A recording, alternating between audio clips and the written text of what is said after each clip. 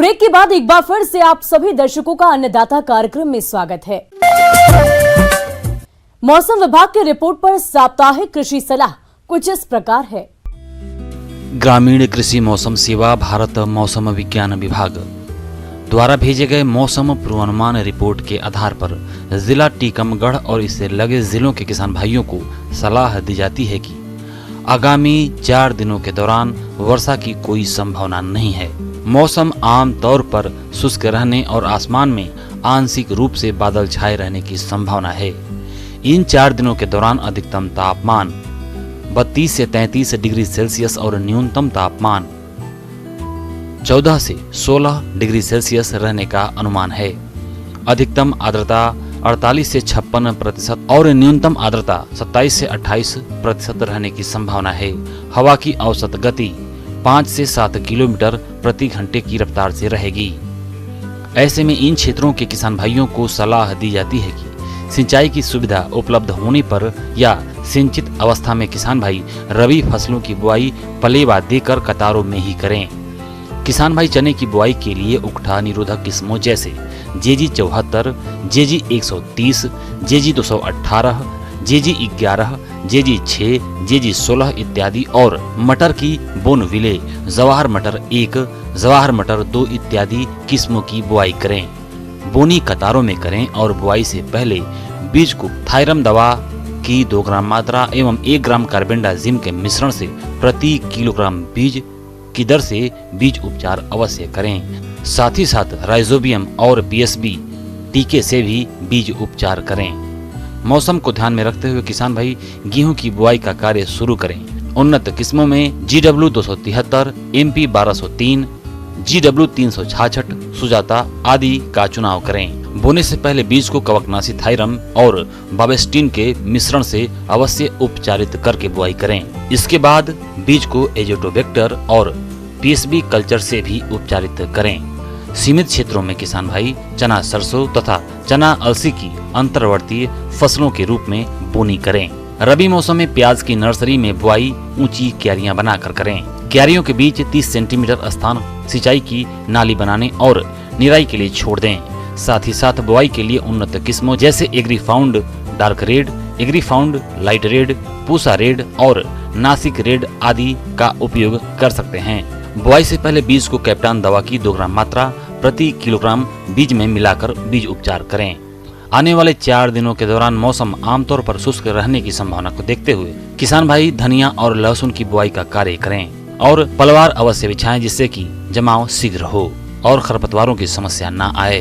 बैंगन की फसल में फल छेदक कीट का प्रकोप देखा जा रहा है। इससे बचाव के लिए क्विनाल्फास 25 सीसी दवा की 2 मिलीलीटर मात्रा प्रति लीटर पानी के हिसाब से घोल बनाकर छिड़काव करें और 7 दिनों तक सब्जी न तोड़ें। मिर्च और टमाटर की फसल में पत्ती सिकुड़न का प्रकोप देखा जा रहा है। इससे बचाव के लिए थायोमेथाक्साम 25 DG दवा की 100 ग्राम मात्रा 500 से 600 लीटर पानी में घोल बनाकर प्रति हेक्टेयर की दर से छिड़काव करें। आने वाले 4 दिनों के दौरान मौसम आमतौर पर शुष्क रहने की संभावना को देखते हुए फल बागों में पौधों के थालों की निराई गुड़ाई अवश्य करें और तने पर बोर्डो पेस्ट लगाएं। किसान भाई गाय, भैंस, बकरी और भेड़ पशुओं में खुरपका मुहपका रोग से बचाव के लिए टीकाकरण करवाएं। पशुओं को स्वस्थ रखने के लिए किसान भाई उनके आहार में 50 ग्राम आयोडीन युक्त नमक और 50 से 100 ग्राम खनिज मिश्रण रोज देवें। हरे चारे के लिए बरसीम, जई, रिजका की बुआई इस समय की जा सकती है।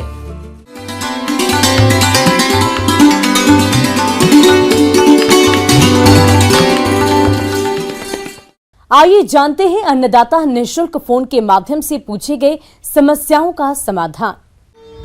आज के अन्नदाता हेल्पलाइन में जिस प्रश्न को कार्यक्रम में शामिल किया गया है उसे पूछा है ग्राम रायगंज, जिला रतलाम के किसान मोहन पाटीदार ने। आप फूल गोभी की फसल में लगने वाले रोगों के नियंत्रण पर जानकारी चाहते हैं तो मोहन जी आपकी जानकारी के लिए प्रस्तुत है कार्यक्रम का यह अंश। नमस्कार किसान भाइयों, आज के जो कृषि अंक में हम गोभी वर्गीय सब्जियों में जो प्रमुख रूप से बीमारी लगने के कारण जो आर्थिक रूप से क्षति होती है उसके बारे में चर्चा करेंगे। तो जैसा कि किसान भाइयों आप जानते हैं कि गोभी वर्गीय जो सब्जी है, चाहे वो फूल गोभी हो, पत्ता गोभी हो, इसकी मार्केट डिमांड बहुत अधिक है और अगर उसका जो अपीयरेंस है या उसका जो दिखाव है, जो दिख रहा है, वो ख़राब हो जाएगा तो मार्केट उसकी वैल्यू भी कम हो जाती है। फूल गोभी की फसल में रोगों की बात करें तो डाउनी मिल्ड्यू रोग ये कवक जनित रोग है। इस रोग के लक्षण पत्तियों की निचली सतह पर दिखाई देते हैं। ये धब्बे बैगनी भूरे रंग के पड़ते हैं। धब्बों का ऊपरी सतह में पीले रंग का होना और बाद में इस फफूंद के बीजाणु अन्य पौधों पर भी फैल जाते हैं। जब खेत में रोग के लक्षण अधिक दिखाई देने लगे तब रासायनिक नियंत्रण के अंतर्गत आप मैनकोजेब 2 ग्राम प्रति लीटर पानी का 15 दिनों के अंतराल पर छिड़काव करें। तो जैसा कि किसान भाइयों आप वर्तमान में भी देख रहे होंगे कि इस समय जो आपकी फसल है उसमें एक पत्ती में सड़ने टाइप की बीमारी, या आप देख रहे होंगे कि पत्ती झुलस टाइप की रही है, उस तरह का आपको बीमारी अपीयरेंस में दिख रहा होगा। तो प्रमुख रूप से पत्ती में काला विगलन करके, जिसको हम इंग्लिश में ब्लैक रॉट कहते हैं, यह एक प्रकार के जीवाणु अर्थात बैक्टीरिया से बीमारी होती है। इस बीमारी की जो पहचान है, तो किसान भाई जब आप पत्ती को देखेंगे तो आप देखेंगे कि जो इसमें आपको पीलापन दिखाई दे रहा है वो इंग्लिश के वी आकार का दिखाई देगा, और ये जो है पत्ती के मार्जिन अर्थात किनारे के भागों से लेकर मध्य भाग से भी आपको देखने के लिए मिल सकता है।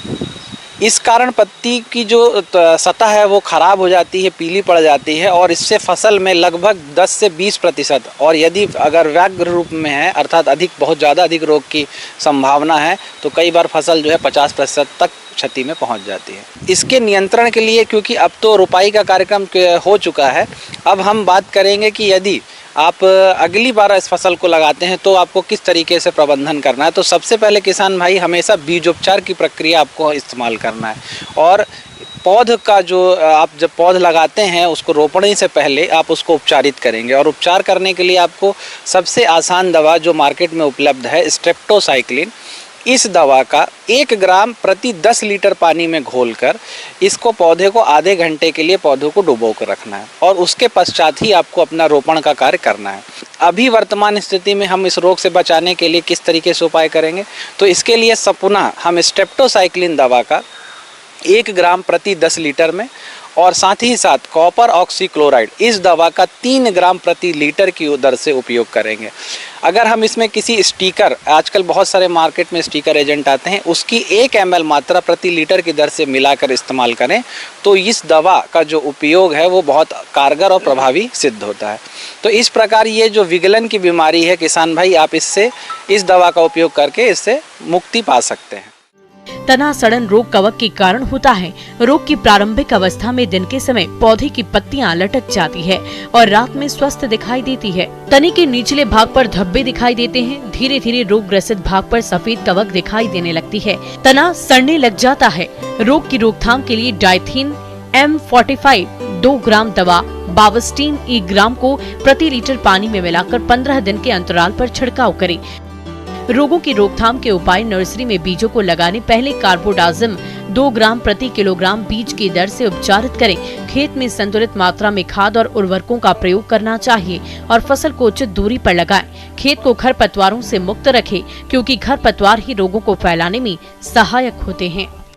मैं किसान भाइयों से पुनः आग्रह यह करूंगा कि जब भी वो दवा का इस्तेमाल करें, रासायनिक दवा हो चाहे जैविक दवा हो, दवा का इस्तेमाल सुबह और शाम के समय ही करें, और दवा की नियंत्रित मात्रा जो या अनुशंसित मात्रा जो कृषि वैज्ञानिकों के द्वारा उन्हें बताई गई है, उस दवा की मात्रा का उपयोग करके अपनी फसलों की सुरक्षा का कार्य करें। किसान भाइयों, कृषि संबंधित समस्या और सुझाव के लिए आप हमें इस पते पर संपर्क कर सकते हैं। प्रोड्यूसर अन्नदाता, news 18 Madhya Pradesh Chhattisgarh, Ramoji film city Hyderabad 501512। साथ ही आप हमें ईमेल भी कर सकते हैं। हमारा ईमेल है p18annadatamp@nw18.com। इसके अतिरिक्त आप हमें निःशुल्क हेल्पलाइन नंबर 180088926163 पर सोमवार से लेकर शनिवार सुबह 10 बजे से शाम 4 बजे के बीच संपर्क कर सकते हैं। और अब समय हो रहा है आपसे विदा लेने का। कल फिर होगी मुलाकात कृषि से जुड़ी महत्वपूर्ण जानकारियों के साथ। नमस्कार।